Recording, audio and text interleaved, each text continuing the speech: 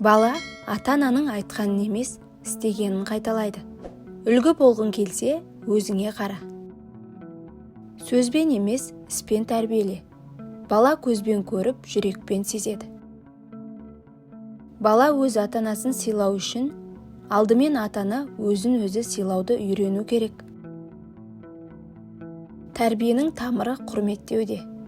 Балаңды өзің қалағанда емес, оның өз жолымен тәрбиеле. Сыйластықтың бастауында түсінік тұрады. Балаға құрмет үйретем десең, өзіңнің өміріңде құрметті орынды жаса. Тәрбие сенім мен сыйластықтан басталады. Балаңды тәрбиелегің келсе, сен оған сен. Қатаң талап емес, жұмсақ мейірім мен құрмет баланы өзіңді сыйлауға үйретеді. Балаға ең құнды мұра ата-анасының сыйласуы мен құрметі. Балаңның жүрегіне жол тапқың келсе, оны тыңда және оның сезімін түсінуге тырыс. Балаң саған қамқорлық пен мейірімділік көрсетсін десең, оған сол қасиеттерді өзің үйрет. Сыйластықтың бастауы өзара сенімде. Баланың сеніміне ие болу үшін уәдеңде тұр. Тәрбие баланың жүрегіне себілген махаббат дәні.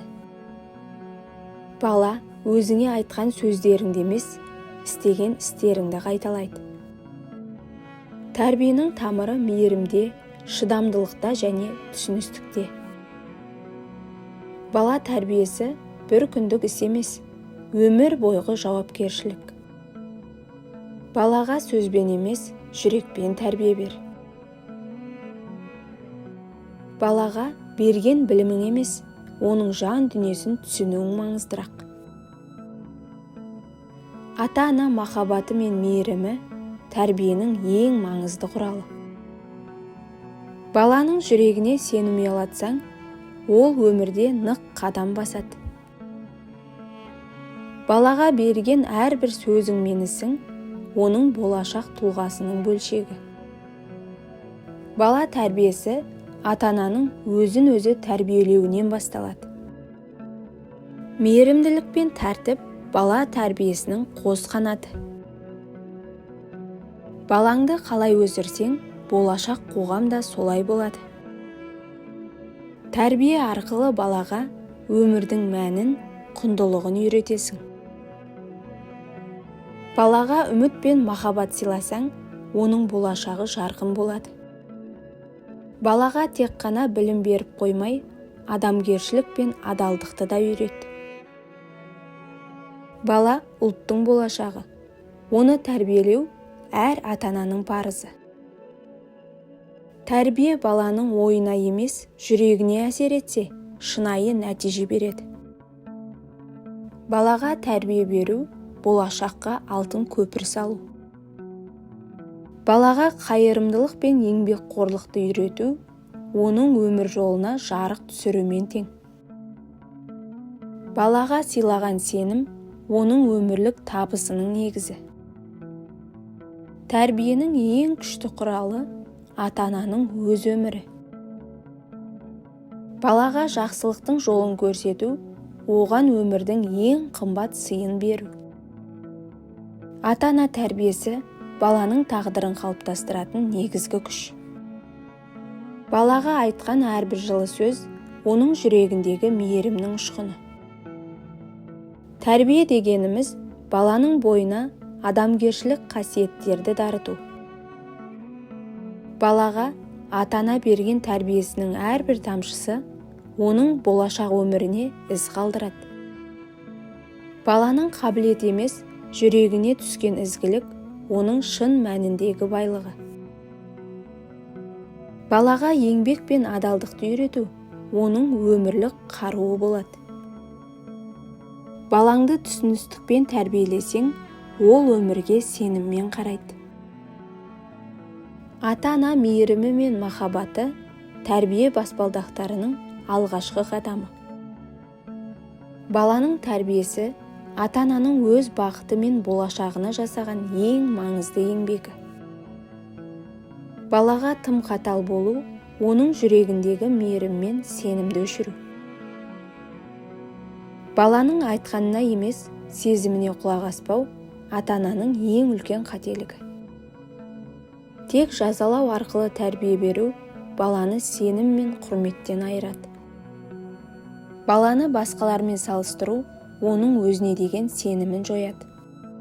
Ата-ананың қателігі баласының ойын елемеу және оның пікіріне мән бермеу. Баланы тым көп мақтау немесе тым көп сынау оның шынайы болмысын жоғалтады. Өз уәдесін орындамау ата-ананың бала алдындағы ең үлкен кемшілігі.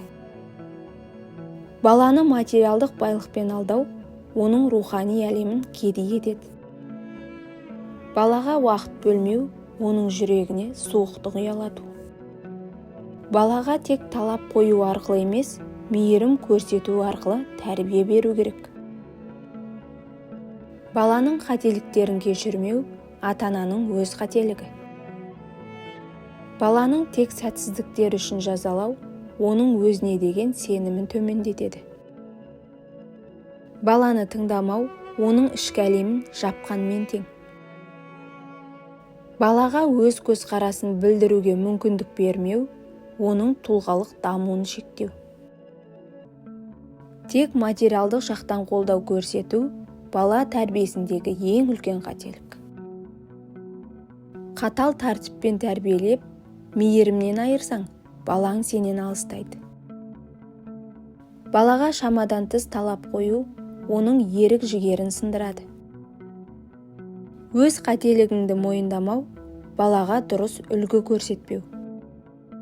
Баланы кінәлап, қателігін бетіне басу оның өз-өзіне деген құрметін азайтады. Балаға өз махаббатыңды көрсетпеу оның жүрегінде мұң мен жалғыздық қалдырады.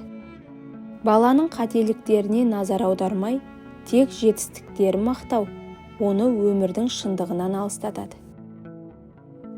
Балаға бірдей ереже қою мен оның жеке ерекшеліктерін ескермеу ата-ананың жиі жіберетін қателігі.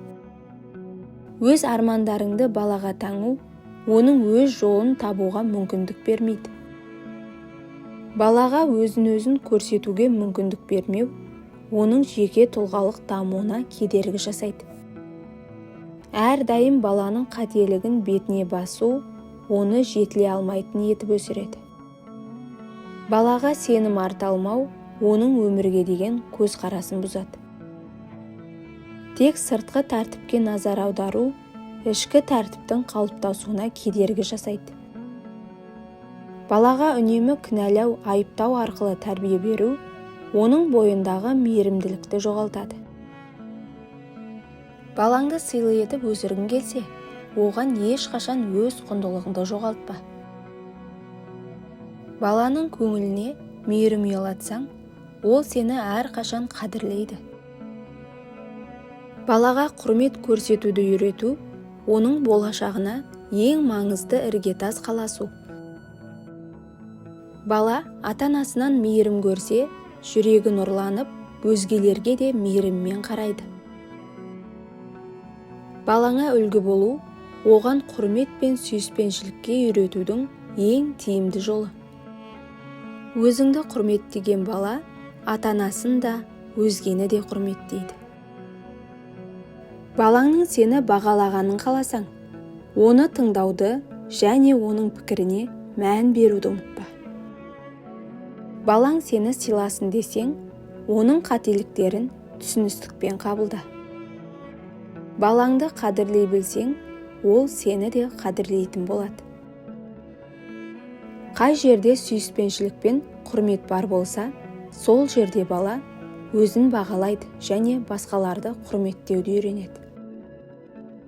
Балаға сенім арту, оның жүрегіне жол табудың ең басты кілті. Өзара сыйластықтың негізі түсіністік. Балаңды түсінсең, ол да сені түсінеді. Балаңа шынайы көңіл бөлсең, ол сенің жан дүниеңді сыйлап үйренеді. Бала ата-ананың махаббатын сезінгенде, оның бойында шексіз құрмет пен ризашылық қалыптасады. Тәрбие мен сыйластық бір-бірімен тығыз байланысты. Балаңды тәрбиелеу, оны сыйлауға үйрету. Бала тәрбие жолында емес, ата-ананың жүріс-тұрысында өседі. Балаға қаталдық емес, жүректен шыққан жылулық сыйластық үйретеді. Бала өз ата-анасынан сыйластық көрсе, өмірде өзгелерді де бағалап құрметтейтін болады. Сыйластық пен мейірімнің ұрығын ексең, баланың жүрегінде сенің бейнең мәңгі сақталады.